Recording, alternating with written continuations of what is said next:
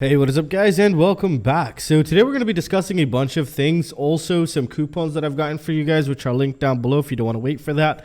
I also have the timestamps down below so you can skip to whatever part of the video you actually want to watch.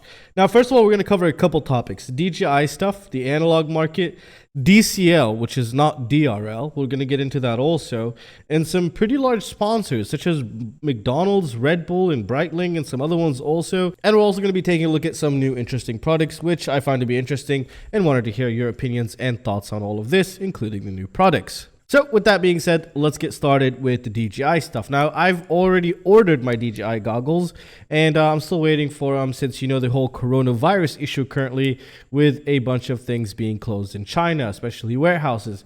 However, Banggood's running at, I think, 70% right now. Still, their main headquarters, most of the people are not there. They were supposed to start work today, or Monday, should we say. And I think it's been delayed to February 13th, because I think I also read the official Guangdong area province holiday extensions was till February 9th, and then also they go back off on February 17th. However, that should not affect most of the things that are currently being shipped. All I know is they have a bunch of warehouses. All I know is one of the warehouses is still kind of closed down currently, but should open on the 15th of this week. So DJI, the reason why they are allowing CADX, and we might see more things like this to happen. There's some pretty interesting thoughts going around, or rumors going around about the DJI stuff, that they might even make a Fat Shark module. Maybe. That's like a 10%, 15% chance it might happen. I do know some people who know some people in DJI, especially in their technical and the research part. And I'm trying to get as much juicy info as I can, and to let you guys know if I come up with anything there. So that sounds pretty interesting. And the reason why they're doing this is because they were expecting much more, but I think they didn't do their market research right, because the FPV market, the exact FPV market, is pretty tiny. But the photography and the aerial photography market, let's not get into the FPV cinematography, just that market is much larger. And I think I don't know what they were thinking, but they went into the FPV, which is really good for us. I'm not complaining, but this is why we're seeing them try to work with other companies. There's also many other reasons that why they're doing that, but that is a good thing for all of us. So we can expect some really cool things. However, there's something that I really don't like, but you know, it's the CADX. It's really expensive. I understand its form factor and everything, but at least an SD card. I mean, if they would have figured out some sort of an SD card solution for that, it would have been super attractive. But this is my opinion, and I still haven't tested it. I will eventually get to test it. But it seems to capture better quality indoors than outdoors. So it's like an indoor. This is my opinion. Again, all my opinion. I could be totally wrong. This is from what I see. I guess I see what most of you see who don't have this. And this is my current opinion. Otherwise, until I test it out, and then I could come back and touch on this topic. Now, Analog is really trying to push themselves, also drop their prices due to the fear of the digital systems. And we're going to be expecting a lot of new lower latency, better quality cameras, and also some possible collaborations with DJI. I don't have much info on that right now, but we'll eventually get more info. Now, let's go to DCL. Now, DCL is basically like DRL. I still don't understand it. It's kind of well known, but their YouTube channel only has like 11,000 subscribers. So it's not really as big as DRL in my opinion, but I think DSL is mainly for Europe. But if anybody has more info on that, let me know. However, what I've also noticed is that this month they're releasing a game for the PS4 or consoles, basically, which I actually found pretty interesting. Now, myself, I do play console and PC. Console just more convenient at times, and to plug up the PC, I could just lay on a couch and just play with the controller. However, the only downfall would be the controls, possibly. I don't know if you'll be able to put an FrSky controller onto the PS4 or Xbox, but I will test that. I will buy that game. But what's really nice about this is I can actually have my son start to play, have someone try it out. And it just becomes much, much more convenient and much more interesting, because that will, hopefully, if they get good amount of sales, and you can also apply or be drafted into the DCL if you're getting good lap time. So if you're failing at DRL, maybe go to DCL. So we're starting to see these. Now, what I've also found really interesting about DCL is they've scored some pretty high sponsors. Like, you have Red Bull, you have McDonald's, you have Breitling, just to name a few. And I find that pretty interesting.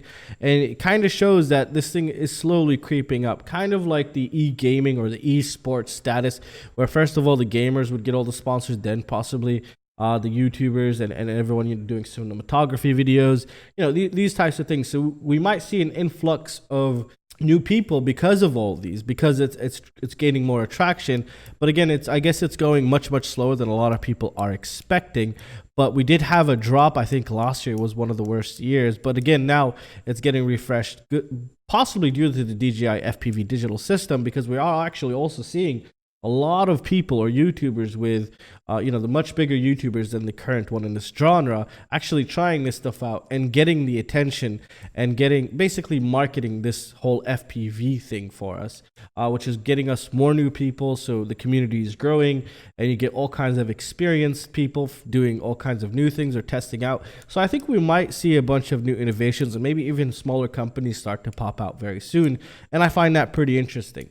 So that will cover most of these side topics right now. I'll do possible separate videos on those if I see your comments down below, if you guys are actually interested in seeing more stuff of this. So yeah, let me know down in the comment section everything you want to hear about, and I'll decide based upon that where I should touch up maybe in the next video or next couple videos. So now let's move to the coupons. All right, guys, so let's go ahead and take a look at the coupons. Now, again, this is linked down below. The coupon will be right in the Excel sheet that's linked down below here. Now, these are limited to 500 people, so everybody has a chance of getting whatever they wanted here, and this is a great time if you are looking to purchase this. Now, you also see something that says new customer on the right side, and what that means is if you just basically just made your account, you get 25% off on the ERC Novice 3. And if you're a normal, you get a 20% off if you're a normal customer. That means you've had your account for a while, I guess. Or it might mean your first order new customer. I don't know. Try it out. It might even work if you're a regular customer. So it doesn't hurt to try. So let's start off with the Mega Bees here, because we see we have 20% off on this one. I haven't personally tested this yet, but I really do want to get my hands on it. I really wish they'd use something other than the 3D printed parts here, like molded plastic. I think would be a bit better. Something of kind of what that King Kong Micro. There was a really durable King Kong Micro that had some of the best plastic I've ever seen, because I gave it to a friend of mine who can't fly for shit, and he just never was able to break it. And I was just amazed. And I wish they start doing that here for such a price. So you get 25% off of this. That's close to $50. It's actually more than $50 right here. So that's just a good deal if you're looking at it. So that's really nice. You do have a lot of things here from iFlight. You also have the Diatone cubes. Here's the Nazgul at 12% off. This is a really good flying quadcopter. So this is the 6S version right here, and I think it was 12% off. Let's go ahead and double check that. 12% off, so you get roughly close to $20 off on this one. So that's also really, really good. This is a really good proper quadcopter. However, something you need to take note of this quadcopter are the propellers that it comes with are crap. The Nazgul props are crap, and it might make you think that the thing flies like crap, but it actually doesn't. Just put yourself some proper propellers on there, and you'll be good to go into that perspective. Also, the Holybro here is for $40. This is the F7, I think, DJI one. I'm just going to double check right here. Or this is the all-in-one. No, this is not the all-in-one. This is the F405 flight controller. I don't think this is the DJI one, because the DJI one comes without an on-screen display, which is an OSD. This one has the OSD. So this is just a normal F7 flight controller. Really good deal. So you're getting around, you would say, not that good of a deal, but $6 off isn't that bad, especially if you're looking at it. So you can use that other $6 for maybe some propellers. So that's also really great. There's a lot of really great deals, and we are going to be expecting a bit more sales here to come. I'm not going to cover everything here, but I do have a lot of things highlighted, like the Runcam Split 3. In my opinion, the Runcam Split 3 is by far one, in my opinion, again, I'm just make this clear, is one of the best 1080p recording camera. Way better than the Tarsier 4K in my opinion. But again, this is a personal preference type of thing, and I really do stick and love behind the Split 3. They're really great cameras and one of my favorites. So we also see that they have those for 15% off. You have the Nano and also the Micro here. So make sure you pick the correct one. I think the Nano also comes with an adapter to make it into a Micro, but I don't really remember. It's been a while since I've opened that. The Razer Minis are also really great. They have good latency, if I remember correctly. You can check my videos on those. Also, I think the Micro Predator 4. This one did too, and the Razer Nano. Oh, this is pretty interesting. This is called a Vimble, not a gimbal, a Vimble. It's like a vlog gimbal slash selfie stick. It's really, I just found it interesting. That's what I put it there. So it's for your GoPro Hero, and it has an extension. It's an actual gimbal here, and you could extend it, which is pretty crazy. So it could be used just a normal gimbal or an extended vlog gimbal. So I just thought that was interesting and just wanted to point that out there.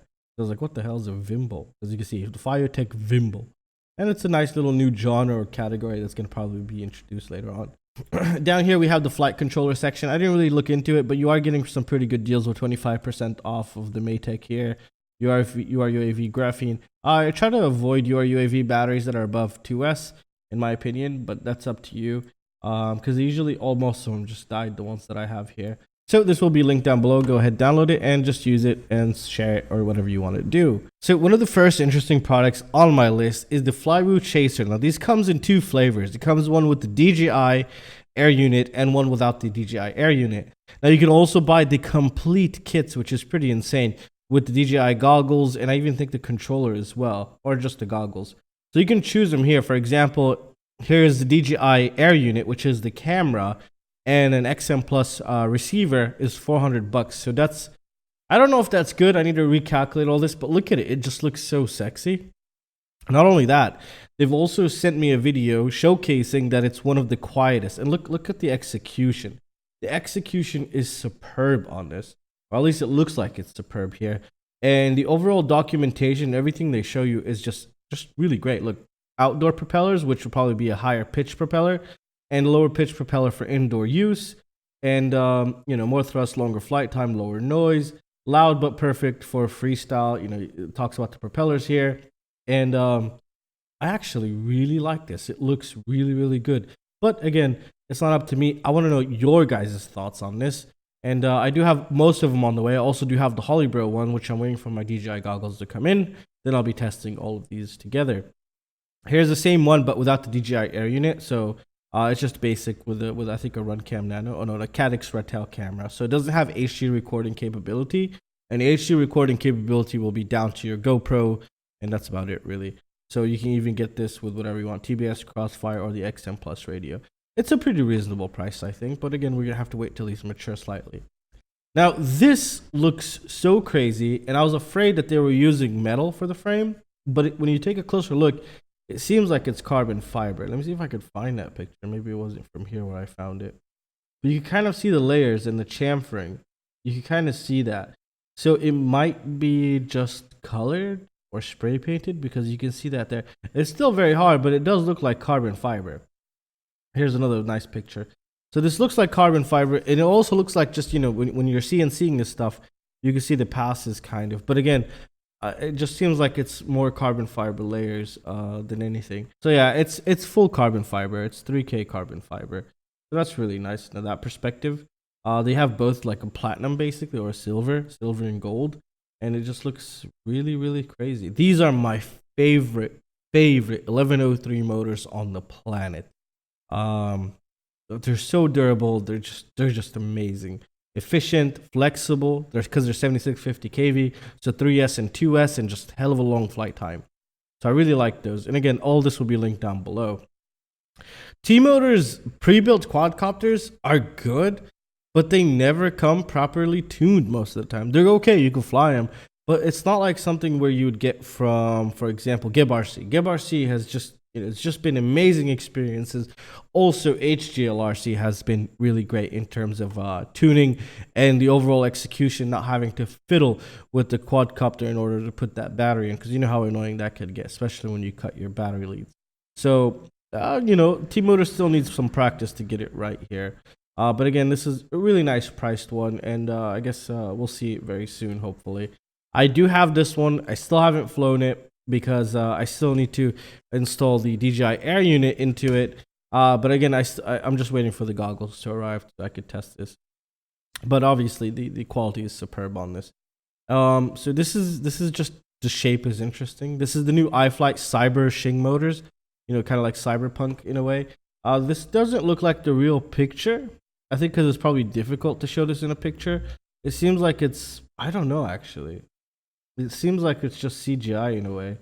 It looks pretty crazy, but you could tell from the picture that I don't think that's how it really looks like. But I'm very curious to see how this is gonna look like in real life. They have two of these. This looks really, really nice. So yeah, I'll have these linked down below. They're a bit expensive.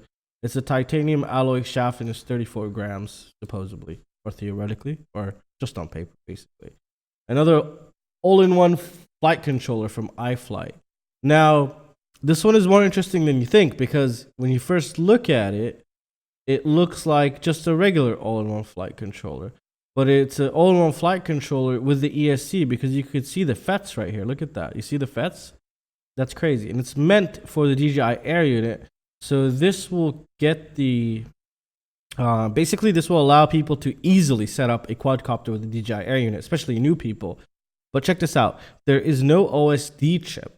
And that's how I think they're able to fit most of this because the OSD chips takes actually quite a few components in order to be there. It takes roughly close to 30 components is what I remember building the open hardware flight controller, which actually I'm planning on doing some videos on again. But that thing takes a shit ton of components. I don't know if I have one of the boards next to me. And you can save quite a lot of space with that.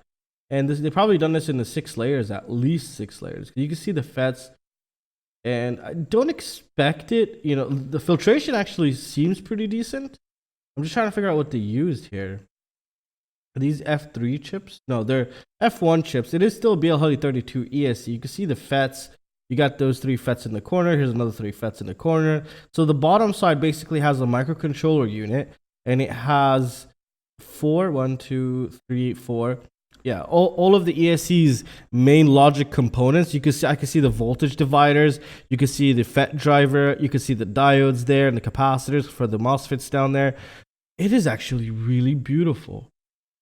Oh, I really hope this is going to perform really great in real life. Let's see the top view here. So here are all the basic. What are they doing here? Do we have flash memory? I don't think we have flash memory, but we're gonna double check that right now in the thing. I see some diodes here. I see. What is MPU 6000 gyro maybe, and I don't know what the hell that ST chip is for back here, but these are basically where all the voltage regulators lie. You have the 3.3 volt for the microcontroller units because I think you're gonna need more than one or a bigger one because usually what you have is you have one 3.3 volt regulator for the microcontroller unit. However, you have 5 microcontroller units on this board, and each of them is going to take that 3.3 volts. So I guess they're going to be using a couple of them. Don't forget, you also need like a 8 to 9 volt regulator for the DJI Air unit here, and you also need your 5 volt regulator. Does it have a? You should have 5 volt. You have to because you have to have 5 volt for at least if let's just say you're not using the DJI to control the quadcopter, then you will. There it is. Yeah. So we do have 5 volt, 2.5 amp, 3 amp maximum. That's good, and a 10 volt regulator, which is for the DJI. And we have the DJI Air unit pass through. So that's why you don't need OSD because the DJI will take the data and make it into its own OSD. We have black box, 8 megabytes. That's nice. That's pretty good. It's an F405 MPU 6000 gyro. This is really interesting, actually. 2 to 6S LiPo 40 amp ESC, and 6 layer, like I mentioned, 2 ounce copper, 1.6 millimeter thick is the board thickness. We have all those are low ESR ceramic capacitors that I said those are 2 diodes. I think those are the low ESR capacitors, or it could be the ones around the FET. And they're using, I think, a Toshiba. Usually TP is Toshiba. I think they're using Toshiba grade, Toshiba FETs basically, and 32-bit microcontroller unit. And it comes with basically everything you need, M3 to M4. It comes with a 470 50 volt microfarad low ESR. I would put 1,000 with this, to be honest. You know, these are all low ESR. So most of these are low ESR capacitors. They have the different color usually. That's really good, actually. I really like this. I will definitely do a build with this. Not a super demanding build. This is supposed to be like a cruiser, you know, where you get nice footage and not just constantly hold full throttle on. And I would really love to do real world testing for this. So it's really interesting. Oh, look, it's dirty right there. iFlight. Who's taking your pictures? Send them to me. I'll take the pictures for you. And I'll even do the videos for you. You can show people. Not the review, just a video of the product if you want. I could capture this in more detail. So yeah, just watch out next time. So yeah, that's what else do we? Oh, these are really interesting. I don't know what the hell they're going to be used on, but they're basically toothpick motors, 2 to 4S, 5800 kV, 1202. These are smaller than usual, but bigger than usual, because usually we're rocking. What I found to be like the 1102, 1103 motors. Now 11. Remember the first part. 1103, 1102 are really efficient.